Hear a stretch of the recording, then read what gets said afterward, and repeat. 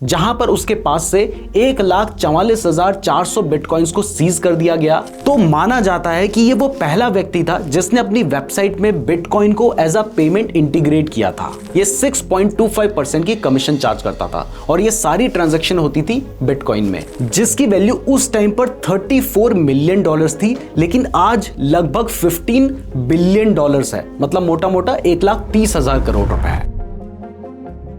क्या crypto market पे कुछ बहुत बड़ा होने वाला है? क्योंकि ट्रंप ने प्रेसिडेंट बनने के पहले दिन ही रॉस उल्ब्रिच की सजा को माफ कर दिया है, जबकि एफबीआई ने 2013 में रॉस उल्ब्रिच के 1,44,000 बिटकॉइंस, जिनकी आज की वैल्यू 1,30,000 करोड़ रुपए के आसपास होगी, उसको सीज करके उसे जेल भेज दिया था। लेकिन ये रॉस उल्ब्रिच है कौन? बिटकॉइन की वजह से इसे अरेस्ट क्यों किया गया था?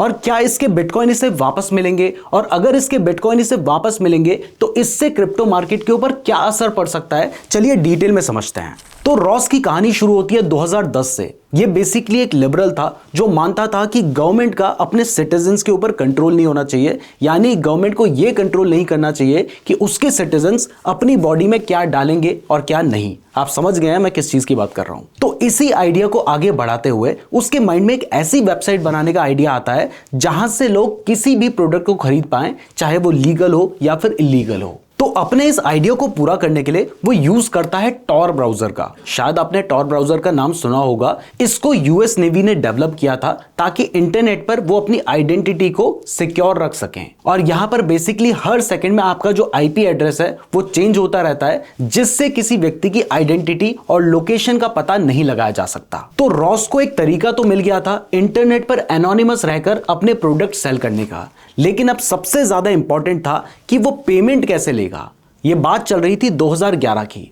तो उस टाइम पर उसे पता चला कि 2009 में एक बिटकॉइन नाम की चीज आई है, जिससे अगर हम ट्रांजैक्शन करते हैं तो किसी को यह पता नहीं चलेगा कि वो ट्रांजैक्शन किसने किसको की है। तो माना जाता है कि ये वो पहला व्यक्ति था जिसने अपनी वेबसाइट में बिटकॉइन को एज अ पेमेंट इंटीग्रेट किया था। और ऐसे जनवरी 2011 तक वो अपनी खुद की वेबसाइट डेवलप करके उसे लॉन्च कर देता है और उसका नाम रखता है सिल्क रोड। अब वेबसाइट तो तैयार हो चुकी थी जो कि टॉर ब्राउजर पे चल रही थी और बिल्कुल एनोनिमस थी। इसके साथ साथ उसने बिटकॉइन को एज अ पेमेंट सिस्टम भी इंटीग्रेट कर दिया था। लेकिन अब सबसे इंपॉर्टेंट था कि अपनी वेबसाइट पे वो बेचेगा क्या।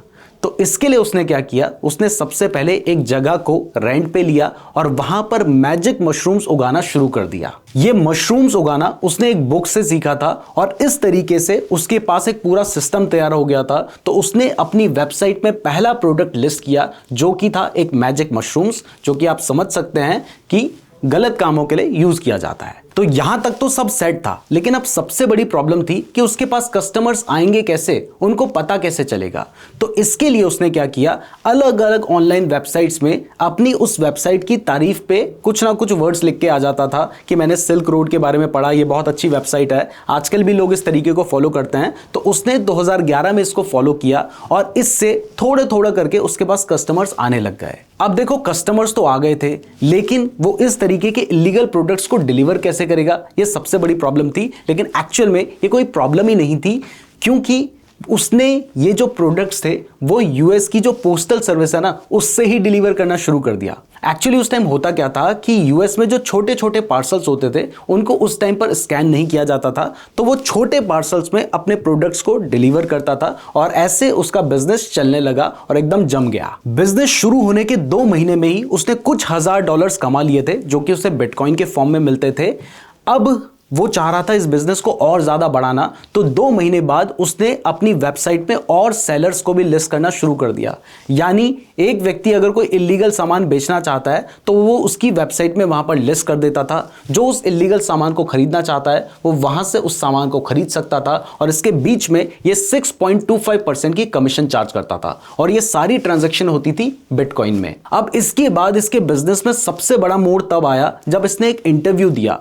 इस इंटरव्यू को भी इसने एनोनिमसली ही दिया था, यानी जर्नलिस्ट को पता नहीं था कि इंटरव्यू देने वाला व्यक्ति कौन है। और वहां पर इसने अपनी वेबसाइट को भी प्रमोट किया, सिल्क रोड को, और इसके साथ साथ इसकी जो आइडियोलॉजी थी लिबरलिज्म वाली, उसको भी इसने प्रमोट किया। जिसके बाद तो इसकी वेबसाइट रातों रात पॉपुलर हो गई। ऑनलाइन इसकी वेबसाइट के बारे में बहुत सारे आर्टिकल छप गए, और क्योंकि ये वेबसाइट इतनी ज्यादा पॉपुलर हो गई तो बहुत सारे नए कस्टमर्स भी आए, बहुत सारे नए सेलर्स भी आए, जिससे इसका बिजनेस इतना ज्यादा बढ़ गया कि ये हर हफ्ते $5 लाख तक की सेल्स कर रहा था। और वो जो सेल्स होती थी वो क्योंकि बिटकॉइन में होती थी और बिटकॉइन की प्राइस भी बढ़ रही थी, जिससे हर हफ्ते या हर 2 हफ्ते में इसकी जो नेटवर्थ थी वो लगभग डबल हो जा रही थी। अब ये जो इंटरव्यू उसने दिया था, इससे इसका बिजनेस तो बहुत ज्यादा बढ़ गया था।